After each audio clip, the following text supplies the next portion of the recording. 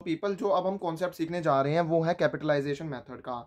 इस जो capitalisation method है ना, इस कॉन्सेप्ट के अंदर हम जो है फर्म की जो वैल्यू है ना, उसको हम कैपिटलाइज कर देते हैं और उसे हम कैलकुलेट करते हैं on the basis of normal rate of return. Sir समझ में आ गया कि उसको हम जो है वो किसके बेसिस पर कंप्यूट करने की करते हैं, नॉर्मल रेट ऑफ रिटर्न के बेसिस पर कंप्यूट करते हैं। देखो इस मेथड के अंदर हम जो है वो फर्म की जो वैल्यू होती है ना, कैपिटलाइज्ड वैल्यू होती है फर्म की, उसको कैलकुलेट करते हैं on the basis of normal rate of return. और जो भी डिफरेंस आएगा ना, जो भी कैपिटलाइज करी है हमने वैल्यू और जो हमने एक्चुअली में हमने कैपिटल हमारी एम्प्लॉयड इतनी है, उन दोनों के बीच के डिफरेंस को गुडविल कहते हैं। सर बात समझ नहीं आई कि जो है वो एक्चुअल कैपिटल एम्प्लॉयड का मतलब क्या है। मतलब एक्चुअली हमने हमारे जो पैसा बिजनेस के अंदर कितना इन्वेस्ट हुआ हुआ है वो होता है हमारा एक्चुअल कैपिटल एम्प्लॉयड। अब जो है वो मैंने कैपिटल एम्प्लॉयड आपको निकालना सिखाया हुआ है। अब जो है वो एक्चुअल कैपिटल एम्प्लॉयड मान के चलो कि एक्चुअली जो है वो बिजनेस के अंदर हमारा मान लो फिक्स्ड एसेट्स के अंदर हमने इन्वेस्टमेंट करी हुई है 1000 की, करंट एसेट्स के अंदर जो है वो 200 रुपये की जो है वो मान लो हमने इन्वेस्टमेंट करी हुई है, और 900 रुपये की इधर करी हुई है, 200 रुपये की इधर करी है। गुडविल के अंदर जो है वो 200 रुपये है, कैपिटल जो है वो आ रही है 1000 रुपये की, करंट लाइबिलिटीज़ आ रही है 100 रुपये की, और रिजर्व्स आ रहे हैं मेरे 200 रुपये के। टोटल कितना बन गया 1300 और 1300। तो हमारी जो है वो एक्चुअली में कैपिटल एम्प्लॉयड क्या कितनी आ रही है, कैसे निकालेंगे। दो अप्रोचेस मैंने आपको सिखाई हुई हैं, एक तो लाइबिलिटी साइड अप्रोच और एक जो है वो income side approach. Liability side approach के अंदर कैसे निकालना सिखाया है, कैपिटल में रिजर्व्स ऐड कर देते हैं और गुडविल माइनस कर देते हैं, फिक्टिशियस एसेट्स माइनस कर देते हैं, नॉन ट्रेड इन्वेस्टमेंट माइनस कर देते हैं, और एसेट साइड के अंदर सारे के सारे एसेट्स में से हम जो है वो आउटसाइड लाइबिलिटीज़ जो है माइनस कर देते हैं। लेकिन एसेट्स के अंदर क्या नहीं लेते, गुडविल नहीं लेते, नॉन ट्रेड इन्वेस्टमेंट्स नहीं लेते, और फिक्टिशियस जो है वो एसेट्स जो है वो हम जो है ये तीन चीज़ें जो है वो कंसीडर्ड आउट नहीं करते हैं। तो इस केस के अंदर हमारी जो कैपिटल एम्प्लॉयड है वो कैसे आ जाएगी, सारे के सारे एसेट्स ले लो, चलो 900 रुपये, हम ना 200 रुपये भी लेंगे, करंट एसेट सारे के सारे एसेट लेंगे, गुडविल नहीं लेनी, हम ध्यान रखेंगे ये गलती नहीं करेंगे, और माइनस कर देंगे 100। क्यों, क्योंकि करंट आउटसाइड लाइबिलिटीज जो है वो हम माइनस कर देते हैं। तो हमारा कितना आ गया, 900 प्लस में 200 क्या आ गया 1100, माइनस में 100, जो कि हो गया हमारा 1000 रुपीज़ जो है वो हमारा कैपिटल एम्प्लॉयड हो गया। तो हमारा को तो एक्चुअल कैपिटल एम्प्लॉयड जो है वो आ गया। सर ने ना अभी हमारे को पता है क्या बोला है, सर ने हमारे को बोला है कि ये जो कैपिटल एम्प्लॉयड है ना, ये जो है ये कंप्यूट करा जाता है on the basis of normal rate of return. ये कंप्यूट करा जाता है on the basis of normal rate of return के बेसिस पर कंप्यूट करा जाता है। ठीक है, ये हम यार को कैसे कंप्यूट करना होता है, नॉर्मल रेट ऑफ रिटर्न के बेसिस पर जो है वो कंप्यूट करना होता है। सबसे पहले जो है वो हमारे को इस कैपिटलाइजेशन मेथड के अंदर मैं आपको बता दूं, इसके अंदर दो मेथड हैं। एक तो आ जाता है कैपिटलाइजेशन ऑफ एवरेज प्रॉफिट, और एक आ जाता है मेरे पास कैपिटलाइजेशन ऑफ सुपर प्रॉफिट। सबसे पहले जो मैं कॉन्सेप्ट आपके साथ डिस्कस कर रहा हूँ वो आ जाता है कैपिटलाइजेशन ऑफ एवरेज प्रॉफिट्स। देखो कैपिटलाइजेशन ऑफ एवरेज प्रॉफिट जो है वो कैसे निकालेंगे, इसके अंदर ना 4 स्टेप्स आ जाते हैं, सिंपल 4 स्टेप्स है। और आप खुद कहोगे सर ये तो जो है वो रटने की जरूरत नहीं पड़ी, ये तो जो है वो ऑब्वियस सी बात थी, और हमारी जो है ना जनरल अंडरस्टैंडिंग से जो है वो हमारे को पता भी चल गया कि क्या क्या करना है। सबसे पहले जो है वो हम जो है वो क्या करेंगे, फर्स्ट ऑफ ऑल हमें जो है वो फाइंड आउट क्या करना है, first of all find out the average profits, means calculate the average normal profit earned.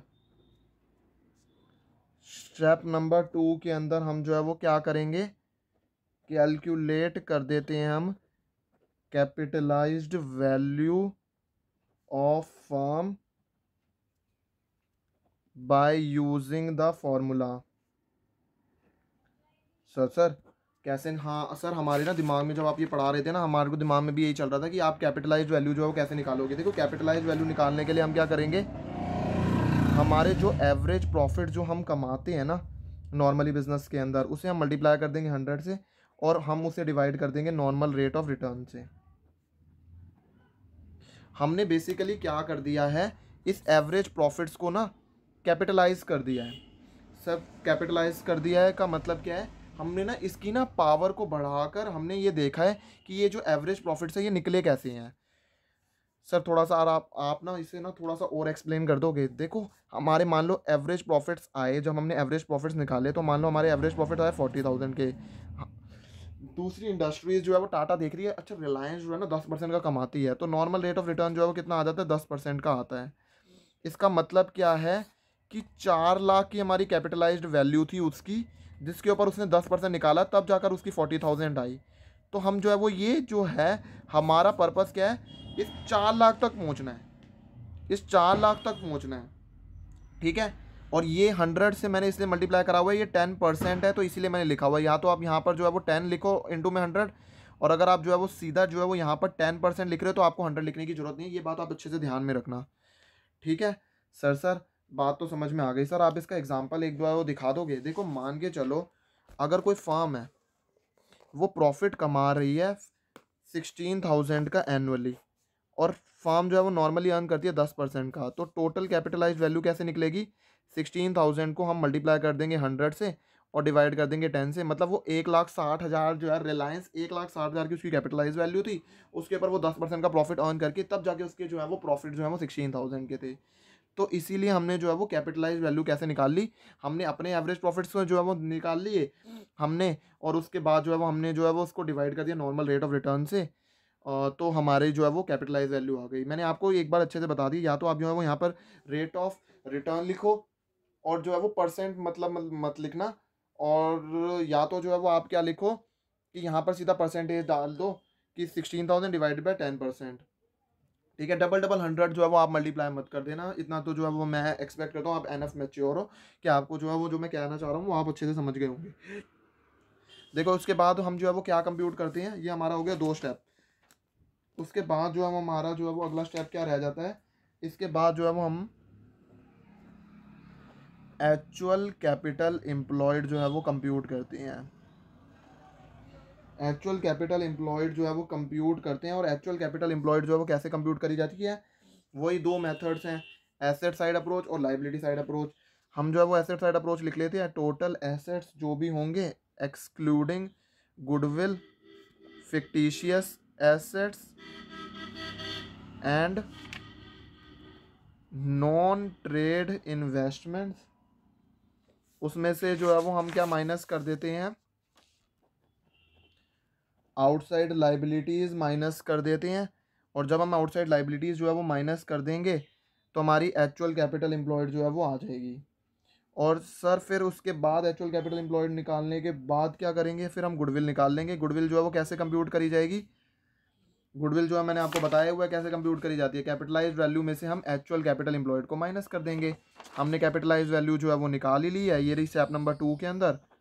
और स्टेप नंबर 3 के अंदर हमने जो है वो एक्चुअल कैपिटल एम्प्लॉयड जो है वो निकाल ही ली है, कि जो है वो एक्चुअल कैपिटल एम्प्लॉयड ऐसे ऐसे करके निकली है, तो दोनों का जो हम डिफरेंस करेंगे तो हमारी जो है वो क्या आ जाएगी, गुडविल जो है वो कंप्यूट हो जाएगी। सर आपने फटाफट ना एक एग्जांपल जो है वो ओवरव्यू करा दो, ताकि हम जो है वो बाकी सारे जो है वो एग्जांपल, इलस्ट्रेशन और क्वेश्चन जो है वो खुद करके ट्राई करें। नहीं तो सर आप जो है सारे के सारे एग्जांपल या क्वेश्चंस कराओगे ना, तो उससे जो है वो हमारी प्रैक्टिस नहीं हो पाएगी, ठीक है। मैंने कहा ठीक है। देखो कैपिटलाइजेशन मेथड है, फर्म जो है वो अर्न कर रही है 60,000 का profit, normal rate of return है 10% का। एसेट जो है फर्म के कितने हैं, 7,20,000, उसमें से गुडविल एक्सक्लूड कर दी है, और लाइबिलिटीज है 2,40,000 की। हमें गुडविल कंप्यूट करनी है by capitalisation of average profit method. तो टोटल कैपिटलाइज वैल्यू कैसे निकाली जाएगी, एवरेज प्रॉफिट जो है उसे हमने नॉर्मल रेट ऑफ रिटर्न से डिवाइड कर देते हैं। यहाँ पर हमारे एवरेज मोटा मोटा कितना फर्म जो है वो कमा रही है, 60,000 का वो कमा रही है, ठीक है। नॉर्मली जो है वो रिलायंस का नॉर्मल रेट ऑफ रिटर्न कितना चल रहा है, 10% का चल रहा है, तो हमने इसको क्या कर दिया, कैपिटलाइज। अच्छा उसके हिसाब से सोचा जाए ना, तो कैपिटलाइज्ड वैल्यू जो है वो उसने जो है वो बिजनेस में एक तरह से, रिलायंस ने एक तरह से बिजनेस के अंदर 6 लाख रुपए इन्वेस्ट करे हुए हैं, और अगर सेम रेट ऑफ रिटर्न जो है मल्टीप्लाई करा जाए तो हमारे एवरेज प्रॉफिट तब जाके 60,000 आ रहे हैं। अच्छा सर हमने जो है वो टोटल कैपिटलाइज वैल्यू निकालना सीख लिया कि ये जो है वो मल्टीप्लाई करना है। सर आपने यहाँ पे बोला था यहाँ पे डबल डबल 100 से मल्टीप्लाई ना कर देना, यहाँ पर हमने 10% जो है वो यहाँ पर हम जो है वो या तो 10 लिखेंगे और मल्टीप्लाई कर देंगे 100 से। ठीक है सर, ये समझ में आ गया, इतना हम एनफ मैच्योर हैं कि हमारे को पता है कि आप क्या बोल रहे हो। इसके बाद जो है वो हमारे को नेट एसेट जो है वो कैसे निकाले जाते हैं, टोटल एसेट में से लाइबिलिटीज माइनस करके हमारे नेट एसेट आ गए। देखो टोटल एसेट जो है वो क्वेश्चन के अंदर दे रखे थे, टोटल एसेट से 7,20,000 का, और जो है वो लाइबिलिटीज जो है वो क्वेश्चन के अंदर दे ही रखी है 2,40,000 की। इससे हमारे जो है वो नेट एसेट्स आ गए, नेट एसेट्स आ गए 4,80,000 के, और गुडविल क्या आ जाएगी, टोटल कैपिटलाइज वैल्यू में से नेट एसेट माइनस करने के बाद हमारी जो है वो गुडविल जो है वो कंप्यूट हो जाएगी, ठीक है सर। इसके बाद जो है वो आपको ये वाला जो है वो इलस्ट्रेशन आपके लिए होमवर्क में है, illustration number 21 and illustration number 22 भी जो है वो आपके लिए होमवर्क के अंदर है। और ये इंपॉर्टेंट इलस्ट्रेशन है, इसको आप जो है वो खुद सॉल्व करना। ठीक है, तो यहाँ पर हमारा जो है वो कैपिटलाइजेशन ऑफ एवरेज प्रॉफिट्स का जो है वो कॉन्सेप्ट जो है वो ख़त्म हो गया है। अब इसके बाद जो है वो हमारे को जो कॉन्सेप्ट पढ़ना है वो कौन सा कॉन्सेप्ट पढ़ना है, कैपिटलाइजेशन ऑफ सुपर प्रॉफिट जो है वो पढ़ना है।